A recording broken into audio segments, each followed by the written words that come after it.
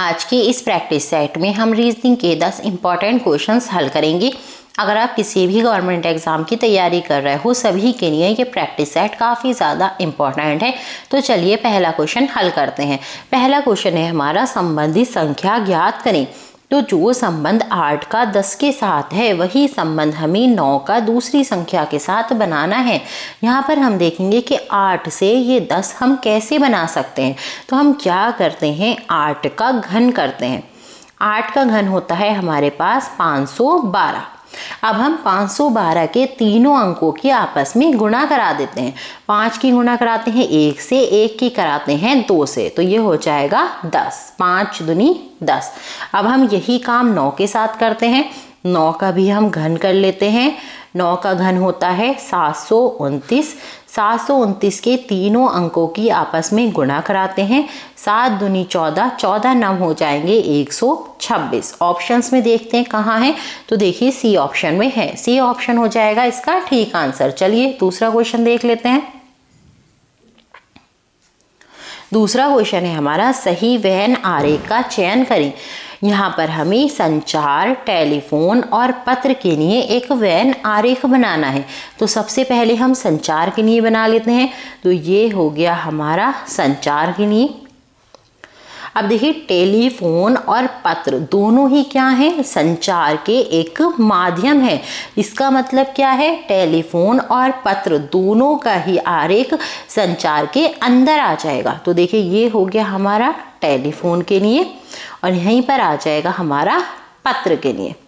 A option हो जाएगा हमारा ठीक आंसर। चलिए तीसरा क्वेश्चन देख लेते हैं। तीसरा क्वेश्चन है हमारा, प्रश्नवाचक चिन्ह के स्थान पर संख्या ज्ञात करें। यहाँ हमें एक श्रृंखला श्रेणी दे रही है और एक जगह क्वेश्चन मार्क लगा हुआ है।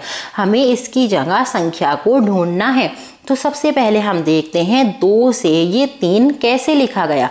तो अगर हम 2 का वर्ग कर दें तो क्या होता है 4, और 4 में से अगर हम 1 माइनस कर दें तो आ जाएगा 3। अब इसी तरीके से देखते हैं ये 3 से 8 कैसे लिखा गया। तो 3 का भी हम क्या करते हैं, वर्ग आएगा 9, 9 में से 1 घटा देते हैं तो आ जाएगा 8।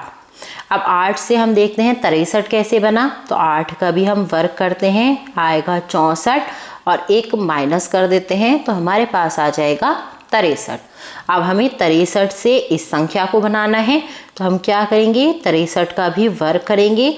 63 का वर्ग होता है हमारे पास 3969, और 1 हमें माइनस कर देना है तो ये हो जाएगा 3968। ऑप्शंस में देखते हैं कहाँ है, तो देखिए ए ऑप्शन में है। ए ऑप्शन हो जाएगा यहाँ पर ठीक आंसर। चलिए चौथा क्वेश्चन देख लेते हैं। चौथा क्वेश्चन है हमारा, दी गई आकृति में लुप्त संख्या ज्ञात करें। यहाँ हमें एक आकृति दे रखी है और एक जगह संख्या लुप्त है, हमें इसको ही ढूंढना है। तो ये जो गोल वाली आकृति होती है, इसको हमें घड़ी की सुई की दिशा में हल करना होता है। तो देखिए घड़ी की सुई इस दिशा में चलती है, तो ऐसे ही हम इसको हल करेंगे। सबसे पहले हम देखेंगे 9 से ये 17 कैसे लिखा गया। तो अगर हम 9 में 8 को जोड़ दें तो क्या आ जाता है 17। इसी तरीके से अब हम देखते हैं 17 से ये 33 कैसे लिखा गया। तो अगर हम 17 में 16 जोड़ दें तो क्या आ जाएगा 33। अब हमें 33 से इस संख्या को बताना है। तो देखिए पहले हमने जोड़ा 8, फिर जोड़ा 16, यानी कि हमने 8 का दुगना जोड़ा। अब हम क्या करेंगे, 16 का दुगना जोड़ेंगे। 16 का दुगना कितना होगा 32। तो 32 और 33 कितने हो जाएंगे हमारे पास 65। ऑप्शंस में देखते हैं 65 कहाँ है, तो देखिए डी ऑप्शन में है। डी ऑप्शन हो जाएगा इसका ठीक आंसर। चलिए पांचवा क्वेश्चन देख लेते हैं। पांचवा क्वेश्चन है हमारा, अगर एम जेड की बहन है और जेड पी की पत्नी है, पी ए का बेटा है, तो जेड का ए के क्या संबंध है। तो सबसे पहले इन्होंने क्या दिया है, एम जेड की बहन है, तो इसको बना लेते हैं एम जो है वो जेड की बहन है। आगे लिखा है जेड पी की पत्नी है, तो यहाँ पर बना देते हैं जेड जो है पत्नी है पी की। आगे लिखा है पी ए का बेटा है, तो यहाँ बना देते हैं पी जो है ए का बेटा है। अब हमें बताना है जेड का ए से क्या संबंध है, इस जेड का इस ए से क्या संबंध है। तो देखिए ए का बेटा था पी और पी की पत्नी है जेड, तो जेड जो है ए का क्या हो गया है पुत्रवधु। ए ऑप्शन हो जाएगा ठीक आंसर। चलिए छठा क्वेश्चन देख लेते हैं। छठा क्वेश्चन है हमारा, एक सांकेतिक भाषा में फैन को 21, 26, 13 के रूप में लिखा जाता है, तो उसी सांकेतिक भाषा में डैश को कैसे लिखा जाएगा। तो यहाँ पर हमें फैन के लिए कोड दे रखा है और डैश के लिए हमसे निकालना है। तो सबसे पहले हम यहाँ लिख लेते हैं फैन और देखते हैं इसका कोड वर्ड कैसे लिखा गया है।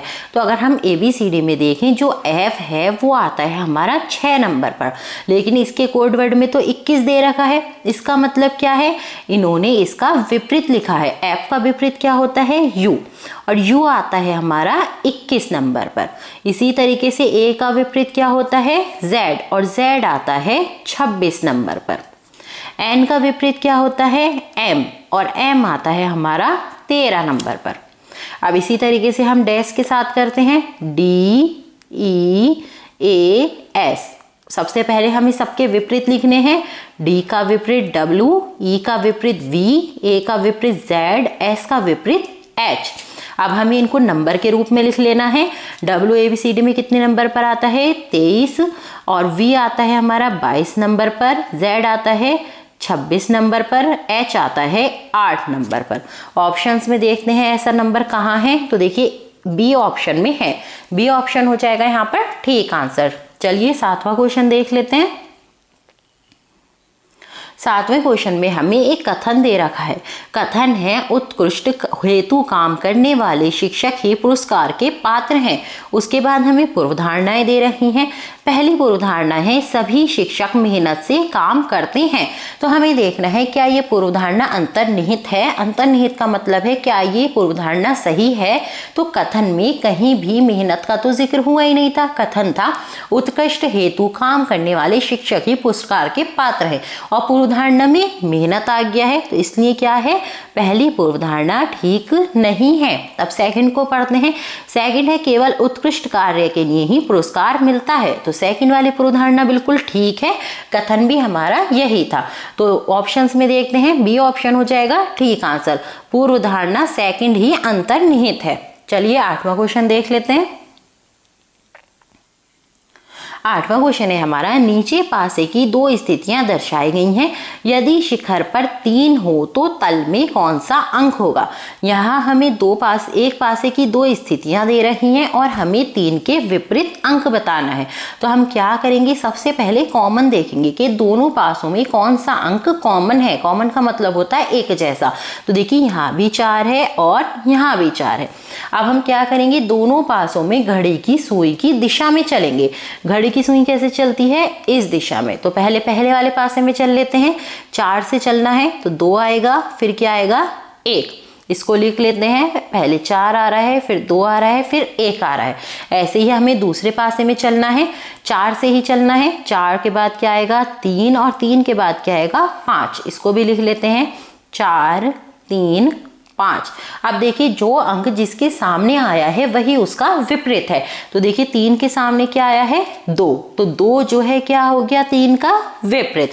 यानी जब 3 शिखर में होगा तो 2 किस में होगा, तल में। तो सी ऑप्शन हो जाएगा इसका ठीक आंसर। चलिए 9वां क्वेश्चन देख लेते हैं।